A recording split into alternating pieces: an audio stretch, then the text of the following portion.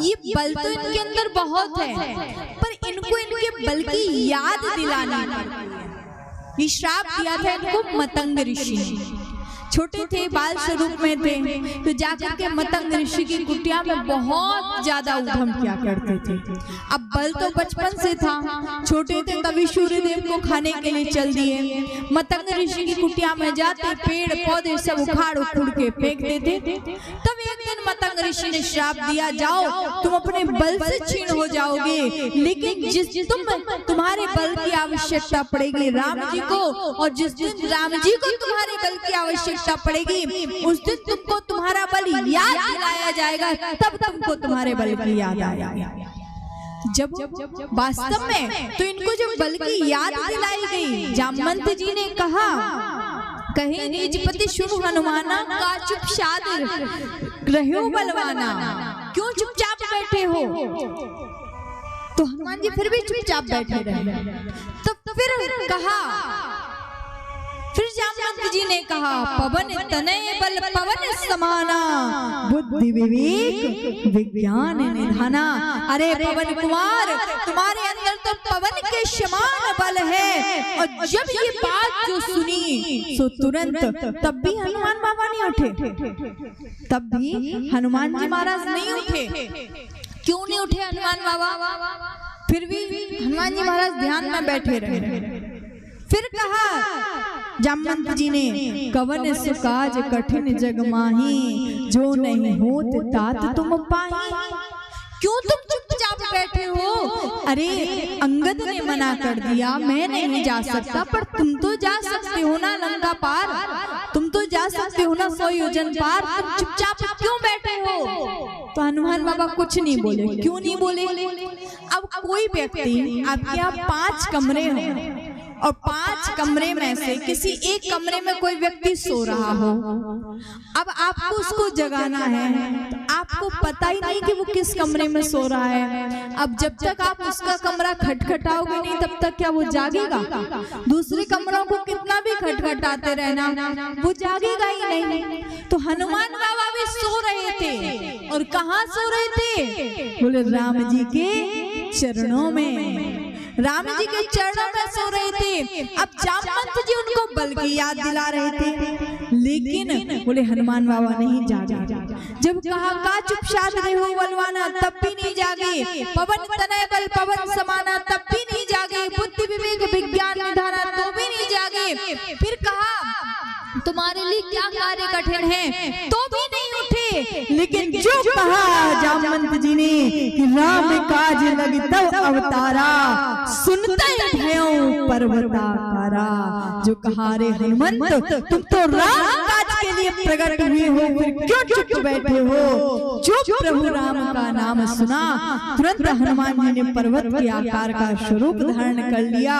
और जैसे पर्वत के आकार का स्वरूप धारण किया, तो तुरंत बोले शिव नाद करिवारहि वारा, लीलहि नागो जलन निधि पारा। अरे तुम क्या कहते हो? मैं अभी जाऊंगा लंका में, अभी समुद्र को पार करके जाऊंगा, और सहित सहाय रावण हमारे आना यहाँ त्रिकूट पारे। तुम कहो तो फिर रावण को मार करके त्रिकूट के सहित यहाँ पर लेकर के आ जाऊं।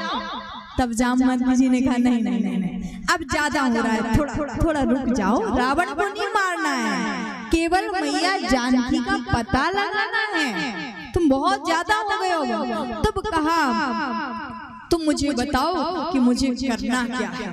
अच्छा, क्या हनुमान बाबा को पता नहीं था कि इनको क्या करना है? हनुमान जी महाराज को पता तो था, लेकिन फिर भी ये हनुमान बाबा की नीति है। हनुमान बाबा वृद्धों का सम्मान करते हैं। जामवंत जी कौन है? इनके जो गुरु है इनका, उसमें सबसे वृद्ध है जामवंत जी। इसलिए हनुमान बाबा ने सबसे पहले कहा, जामवंत मैं पूछूं तो ही उचित शिखावन दीजो ही। मैं तुमसे पूछ रहा हूँ, बताओ मैं क्या करूं? तब जामवंत जी ने कहा, तुम जाओ लंका में पहुंचो, वहां जाकर के मैया जानकी का पता लगाओ, मैया कहाँ है, कैसी है, और फिर लौट करके आ जाओ। तो जामवंत के वचन सुहाई, सुनि हनुमंत हृदय अति भाई। और हनुमान जी महाराज लंकापुरी में गए। तो श्री राघवेंद्र सरकार के काम के लिए हनुमान बाबा सबसे आगे रहते हैं। ज्ञानी नामाग्र गण्य। एक छोटी सी बात और मैं आपको बताऊंगी, उसके बाद फिर हम लोग अपने आज के पूर्व चर्चा पर चलते हैं। हम लोग क्या करते हैं, जब कोई कष्ट आता है, जब हमारे ऊपर कोई कष्ट आता है तो हम लोग क्या कहते हैं कि भाई देखो भगवान इतना दुख हमको दे रहे हैं, भगवान इतना दुख क्यों हमको देते हैं, प्रभु हमको इतना दुख क्यों देते हैं। लेकिन एक बात बताऊं, दुख किस पर नहीं आता, दुख तो सब पर आता है, पर बात यह है कि भगवान दुख से पहले कृपा भी करते हैं।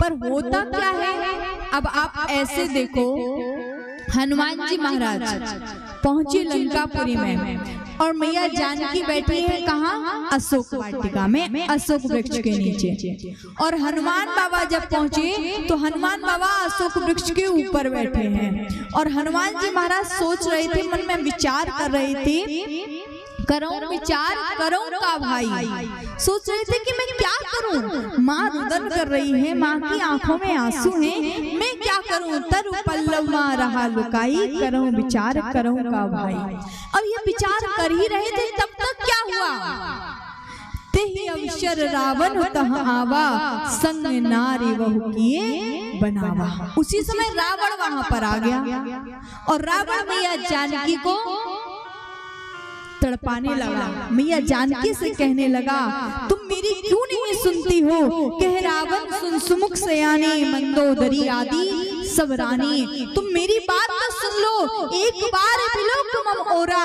एक बार मेरी ओर देखो, तब अंचर करें पन मोरा, तुम एक बार बस मेरी ओर देख लो, मैं सारी रानियों को तुम्हारी अंचरी बना दूंगा। मैया जानकी की आंखों से आंसू गिर रही है, तृण धरि ओट कहत बेदेही। मैया जानकी ने पत्ते को उठाया और कहा, रावण मेरे सामने तेरी तिनके की समान की औकात नहीं है, तू क्या चाहता है कि मैं तेरी तरफ देखूं, मैं तेरी तरफ कभी नहीं देखूंगी, मैंने केवल राम जी के मुख को देखा है और केवल राम जी के मुख को ही मैं देखूंगी।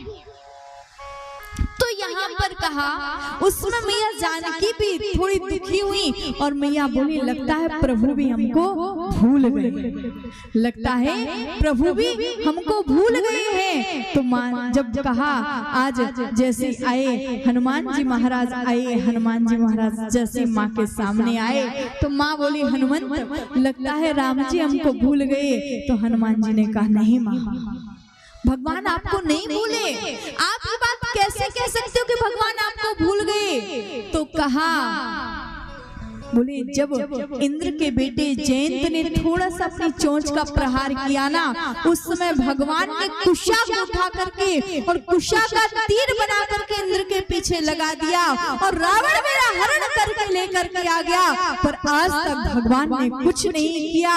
तब हनुमान जी ने कहा, माँ आप कैसे कह सकती हो कि भगवान ने कुछ नहीं किया, अरे उस समय भगवान ने उस तीर को चलाया था, वो कुशा रूपी तीर चलाया था, लेकिन आज भगवान ने बोले ये हनुमान रूपी तीर चलाया है। वास्तव में सत्य बात है, चले हर्ष ये धर रघुनाथा। हनुमान जी महाराज भगवान को हृदय में धारण करके चल दिए और कैसे चले, बोले तरक्यु पवन, बोले तीर के समान चले हनुमान बाबा, तीर के समान। बोले उस समय वो तीर चलाया और आज ये हनुमान रूपी तीर को भेजा है। तब लोगों ने कहा, बोले भगवान हमको कष्ट देते हैं। तो यहाँ पर हनुमान बाबा ने कहा, बोले भैया कष्ट देते हैं, दुख देते हैं, वो हम सबको दिखाई देता है, दुख तो हम सबको दिखाई देता है। जैसे कि रावण आया, रावण सबको दिखाई दे रहा है कि रावण मैया जानकी के सामने आया, माँ को तकलीफ दे रहा है, लेकिन रावण से पहले कौन आया, हनुमान बाबा आए। और हनुमान बाबा क्या है, वो है भगवान की कृपा का स्वरूप।